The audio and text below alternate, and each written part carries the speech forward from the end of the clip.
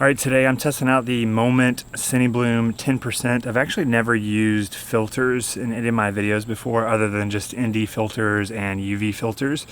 But I was really interested to test out something a little bit more creative like this. Never give up, find a way, reaching for love. So I've been interested in using this Moment Cinebloom for quite a while now. I don't have a lot of experience using a filter like this or using something like a Pro Mist filter. It's just not something that I've had in the kit, which is the reason why I just wanted to kind of get a little bit more creatively inspired using this.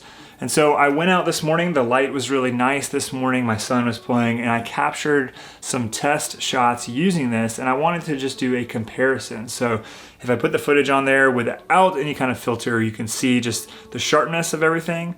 And then when we go to using the Cinebloom, just this milkiness that all of a sudden comes through using this filter. The highlights are milky, the skin tones and the shadows are more hazy, and that's what you get with this Cinebloom. Is they market it as kind of a hazy effect to it, and you definitely get that. You definitely get something that to me kind of feels more milky in terms of just your creativity that you get with this. And it is really unique. It's really fun to play with. It's really nice and really good lighting conditions. I'm interested to use this in more harsh conditions and see how it works. Obviously this morning it was about 10 a.m. so the light was still pretty nice, especially being blocked by the trees. So I am interested in testing it like at high noon and seeing what it does in those kind of moments. Where I see this not working is honestly probably for 60 or 70% of the work that I do. And that's because that work is going to be corporate work. And I feel like my corporate work and those clients are not going to want the look that this filter provides. And that's okay. That's okay. I know that most of those clients want the sharpness. They want just the clinical stuff. They don't want to go more creative. Some of them might, for a project here and there, they might want to be a little bit more creative, and that's totally fine.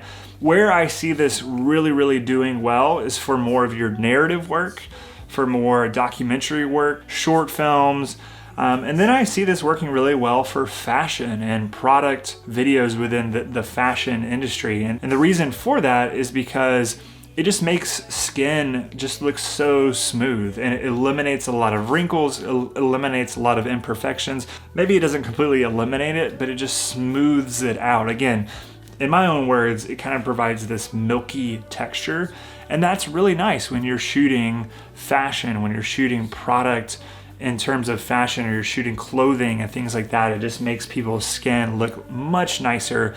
You don't want to have everything just so tack sharp.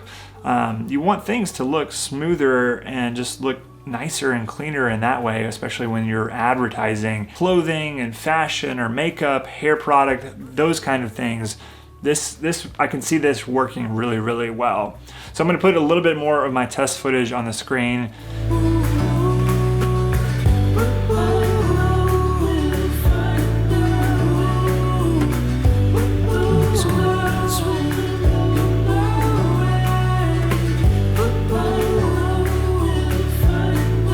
All right, so overall, $70 for one of these Cineblooms. Again, this is the Cinebloom 10%. There are other ones like a 5% and a 20%. I don't know if I would go all the way to 20%. I feel like that's gonna get a little too far. A 5% is probably still really nice, and I could probably get away with a 5% maybe on some of those corporate jobs versus the 10% that I have here. But is it worth it at $70? I think for some people, it's just not going to be worth it at all.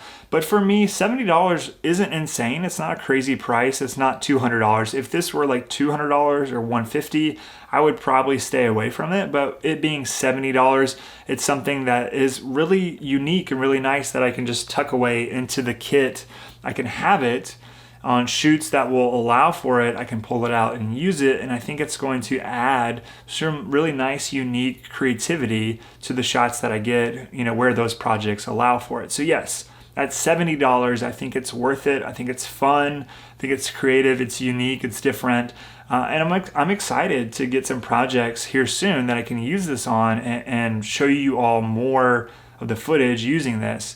But yeah, what do you think? What do you think from the test footage that I captured? What do you think about a filter like this? Is this something that you would use? and what kind of projects would you use it on? Drop your comments below. I'm really interested to hear your thoughts on something like this. So yeah, this is the Cinebloom 10% from Moment.